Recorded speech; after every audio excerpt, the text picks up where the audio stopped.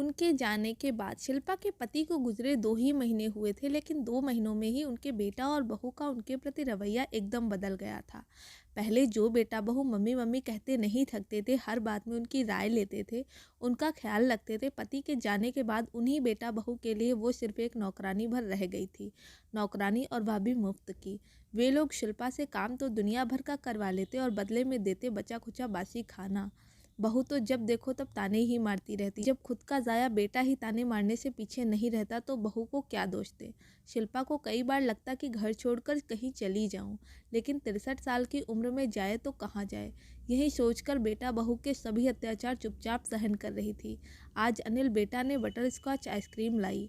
6 साल के सुदीप पोता को पता था कि बटर स्कॉच आइसक्रीम दादी को बहुत पसंद है। दोपहर का वक्त था, शिल्पा गेहूं साफ कर रही थी। सुदीप आइसक्रीम लेकर दादी के पास आता है और दादी को आइसक्रीम खाने को कहता है। शिल्पा मना कर देती है। खाओ ना दादी माँ, आपको तो बटर स्कॉच आइसक्रीम बहुत पसंद है। नहीं बेटा, अब मुझे आइसक्रीम ही पसंद नहीं है, तुम खाओ। दादी माँ, मुझे पता है कि मम्मी पापा आपको अच्छा खाने नहीं देते और खूब डांटते भी हैं। नहीं बेटा, ऐसी कोई बात नहीं है, मैं अब बूढ़ी हो गई हूँ ना, इसलिए अब मेरे से काम बराबर होता नहीं, मेरे से गलतियाँ हो जाती हैं। तुमसे गलती होती है तो मम्मी पापा तुम्हें डांटते हैं ना, बस वैसे ही मुझसे गलती होने पर मुझे डांट देते हैं।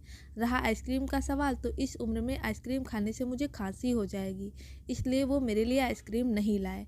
दादी माँ, सिर्फ 1 चम्मच आइसक्रीम खाने से तो आपको खांसी नहीं होगी ना, प्लीज़ 1 चम्मच आइसक्रीम खा लो ना। सुदीप इतनी प्यार से बोल रहा था तो शिल्पा मना नहीं कर पाई, लेकिन वो मन ही मन बहुत डर रही थी कि यदि बेटा या बहू ने मुझे आइसक्रीम खाते देख लिया तो घर में तूफान आ जाएगा।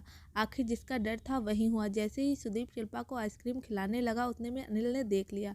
आपको इतनी भी समझ नहीं कि बच्चों की चीज़ें नहीं खानी चाहिए? आपने बच्चों को खिलाना चाहिए कि बच्चों की चीज़ें खुद ही खानी चाहिए? मैंने बच्चों के लिए आइसक्रीम लाई थी। वो सुदीप ने ज़बरदस्ती अपने आंसुओं को किसी तरह रोक कर इतना ही कह पाई शिल्पा। याद रखना, आगे से ऐसा नहीं होना चाहिए। आवाज़ सुनकर अनीता, शिल्पा की बहू, भी आ जाती है।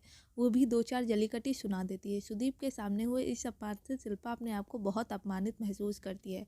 सुदीप भी डर जाता है। गेहूं साफ करने के बाद वो अपने कमरे में आ जाती है। वो सोचने लगती है कि मैं क्या करूं जिससे मेरी गलती का प्रायश्चित हो। सचमुच मुझे बच्चों की आइसक्रीम नहीं खानी चाहिए थी, क्योंकि चाहे कुछ भी हो जाए, लेकिन सुदीप की नज़रों में अपने पापा की कीमत कम नहीं होनी चाहिए। लेकिन गलती तो हो गई, अब क्या करूं? हे राम, मुझे कोई रास्ता दिखाओ। मन ही मन ऐसी प्रार्थना करते हुए वो अपनी राम नाम लिखने वाली कॉपी लेकर बैठ जाती है।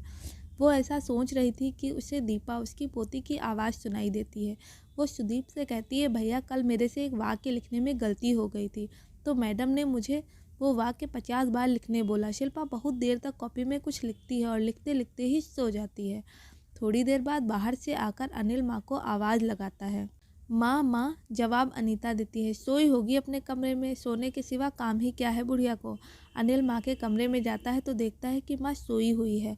पास ही में माँ की राम नाम लिखने वाली कॉपी खुली हुई थी। शायद शिल्पा लिखते लिखते थककर सो गई होगी। अचानक अनिल की नज़र कॉपी पर जाती है तो उससे दिखता है कि कॉपी में राम नाम की जगह और ही कुछ लिखा हुआ था। वो पढ़ने लगता है।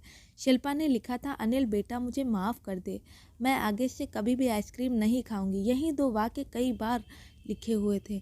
ना जाने क्या सोचकर अनिल गिनती लगाने लगता है तो उसे पता चलता है कि ये 2 वाक्य पूरे 50 बार लिखे हुए थे। अचानक उसे उसका बचपन याद आता है कि माँ कैसे कई बार उससे गलती होने पर भी पापा की डांट से उसे बचाती थी, कैसे उससे गलती सुधारने कहती थी। माँ हमेशा कहती थी कि यदि हमसे कोई गलती हुई है तो उस गलती को कबूल करने की हिम्मत हमें होनी चाहिए और हमें उस गलती के लिए प्रायश्चित भी करना चाहिए।